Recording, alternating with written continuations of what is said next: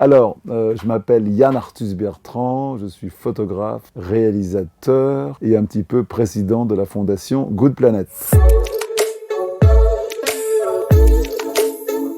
Alors, il y a 3 photos. Il y a une photo qui s'appelle L'arbre de vie, que j'ai faite il y a très longtemps, dans les années 80, au Kenya. Dans le Tsavo, une époque, il y avait une énorme sécheresse. Et c'est des photos que j'ai fait avec un petit avion de brousse. Et cet arbre, avec tous les chemins qui vont vers un arbre, vers l'ombre, est très symbolique. C'est une de mes photos préférées. Et c'est une photo que j'ai faite il y a très longtemps, dans une période où je commençais la photographie aérienne. Voilà, j'ai pas beaucoup de moyens. Et j'ai volé des heures avec un vieil avion au Kenya, un vieux Cessna, la porte ouverte. Cette photo que les gens ont appelée d'eux-mêmes, c'est pas un titre qu'on avait choisi, je me souviens. Les gens me disaient, j'aimerais bien la photo de l'arbre de vie. Je me dis, mais c'est quelle photo ils veulent parler? C'est drôle comme symboliquement, instinctivement, les gens ont nommé cette photo l'arbre de vie. Voilà, alors qu'il y a très peu de vie autour. Ça, c'est une photo de oil sands, c'est des photos de sable bitumineux. C'est donc au nord du Canada, la façon de récupérer du pétrole dans le sable avec une très énorme pollution. Et on avait été tourner ça pour le film Home. Et ce qui est impressionnant, c'est que cette pollution, que les pires pollutions au monde, puisque ça vraiment empoisonne les rivières, ça empoisonne les animaux et même les gens, ça peut être très très beau.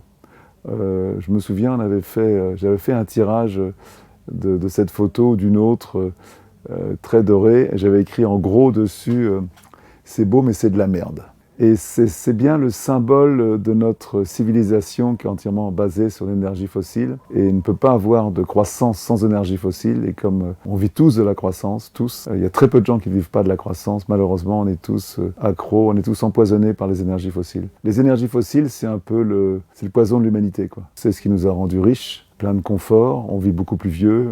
Aujourd'hui, un paysan français, il produit 500 fois plus aujourd'hui qu'avant les énergies fossiles, grâce bien sûr à ces tracteurs, grâce aux engrais, aux céréales modifiées, et tout ça c'est dû au pétrole, grâce au pétrole. C'est une photo très symbolique de notre addiction à ce poison qui est en train de nous tuer. Et ça peut être très beau en même temps, donc la pollution peut être belle. Je me souviens très bien d'avoir fait cette photo, il faisait très très chaud, on avait du mal à voler, l'air était pas stable du tout, et je me souviens d'avoir trouvé cette photo, je suis resté bien un quart d'heure à faire des images, tellement ça me fascinait de voir la cendre d'un arbre comme ça, un arbre dessiné avec de la cendre, c'était magnifique, quoi. Et en fin de compte, c'est un arbre certainement qui a dû être foudroyé, donc le feu a pris en bas et très doucement, voilà. Il y avait pratiquement que cet arbre-là tout seul qui était comme ça, et voilà, cet arbre dessiné au sol par la foudre, c'est vraiment un symbole de déforestation et c'est un symbole parfait.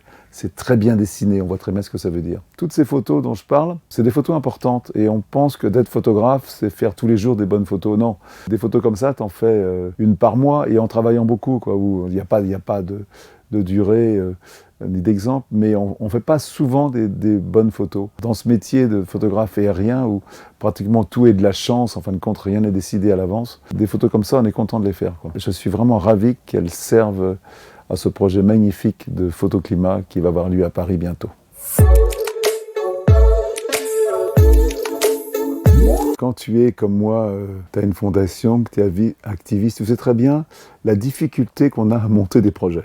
Donc quand quelqu'un comme Nicolas a ce projet formidable de faire photoclimat, je pense que mon rôle, ma mission, c'est de pouvoir l'aider avec tout ce que je peux faire. Voilà, parce que je sais la difficulté de monter des projets si importants.